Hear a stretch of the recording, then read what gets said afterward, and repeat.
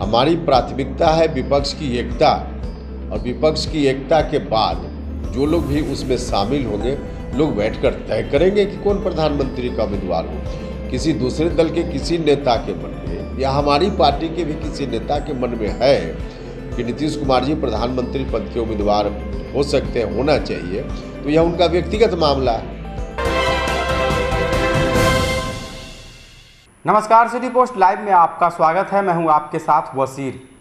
JDU के दो विधायक यानी कि एक मंत्री लेसी सिंह और दूसरी बीमा भारती, दोनों के बीच काफ़ी ज़बरदस्त राजनीति हो रही है। एक तरफ से लेसी सिंह मानहानि का मुकदमा ठोक रही है, तो बीमा भारती जो है कई तरह के आरोप पिछले बार भी लगाई थी। उसी को देखते हुए मंत्री लेसी सिंह जो है सीधा बीमा भारती पर 5 करोड़ का मानहानि का मुकदमा ठोक दिया है। लेकिन अब जो है जो संसदीय बोर्ड के अध्यक्ष हैं उपेंद्र कुशवाहा ने कहा है कि ये दोनों के बीच जो चल रहा है वो ठीक नहीं है। दोनों को जो है पार्टी फोरम पर अपनी बात को रखनी चाहिए, लेकिन पार्टी में ऐसा कुछ भी नहीं है। जेडीयू में सब कुछ ठीक है और आगे भी ठीक चलता रहेगा। साथ में ये कहा कि जिस तरह से बिहार में विपक्ष राजनीति कर रही है, बीजेपी के ऊपर जो है उपेंद्र कुशवाहा ने हमला करते हुए कहा कि वो ये सपना देख रहे हैं कि जेडीयू के अंदर सब कुछ ठीक नहीं है। तो ऐसा कुछ भी नहीं है। जेडीयू जो है हमेशा इंटैक्ट है और एक रहने वाली है। दोनों विधायकों से बात हो गई है। सुनिए क्या कुछ कह रहे हैं उपेंद्र कुशवाहा। यार इसमें इज्जत रही नहीं रही का क्या, उनसे कोई सर्टिफिकेट लेना है? आवश्यकता पड़ेगी जिनसे भी मिलने की तो नीतीश जी मिलेंगे, उसमें क्या दिक्कत है। जब विपक्ष की एकता देश भर में स्थापित करने की कोशिश है, तो इस कोशिश में जिससे भी बात करने की ज़रूरत होगी, जिससे भी मुलाकात की ज़रूरत होगी, स्वाभाविक रूप से यह काम करना पड़ेगा, जो नीतीश जी कर रहे हैं और करेंगे आगे। कह रहे हैं कि बिहार के मस्जिदों की जांच होनी चाहिए कि वहाँ पढ़ाई होता है कि क्या हो रहा है। इन लोगों को और तो कोई काम है नहीं, महंगाई के बारे में कोई जवाब देंगे नहीं, जनता का जो सवाल है बेरोजगारों के बारे में कहा कि 2 करोड़ लोगों को हर साल हम नौकरी देंगे, इस पर तो कुछ बात करेंगे नहीं। और अनर्गल बात जिससे विकास का काम प्रभावित हो, जनता का ध्यान बटे, जनता का मौलिक सवाल ओझल हो जाए, यही तो इन लोगों की कोशिश रहती है। लेकिन अब इनकी कोशिश जनता समझ चुकी है। लॉ एंड ऑर्डर को लेकर भी सवाल खड़ा कर रहे हैं। जिस तरीके से समीक्षा बैठक मुख्यमंत्री की है, तो बोले कि बैठक से कुछ होने वाला, भ्रष्टाचारी की सरकार है। अपने जहाँ जहाँ उनकी सरकार है वहाँ देखें ना। भारतीय जनता पार्टी की सरकार तो कई राज्यों में है देश में, वहाँ क्या स्थिति है? बिहार में सब कुछ ठीक ठाक चल रहा है। हाँ, हम यह नहीं कह रहे कि घटना हो ही नहीं रही है, घटना होती है, लेकिन घटना के बाद जो तत्परतापूर्वक कार्रवाई होती है, और बाकी कुछ घटना तो उस वक्त भी हो रही थी जब भारतीय जनता पार्टी भी साथ में थी। तो घटना तो इस तरह की स्वाभाविक सी चीज़ है। सरकार कितनी तत्परतापूर्वक घटनाओं के घटित होने के बाद कार्रवाई करती है, यह महत्वपूर्ण है।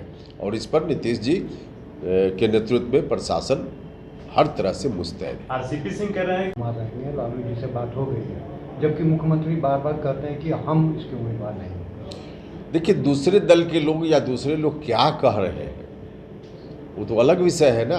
हमारी पार्टी ने बिल्कुल साफ साफ कहा है, मीटिंग में प्रस्ताव लेकर कहा है कि विपक्ष की एकता में हम कोई शर्त इस रूप में नहीं रखेंगे कि अमुक व्यक्ति प्रधानमंत्री के उम्मीदवार हो तभी हम एकता करें।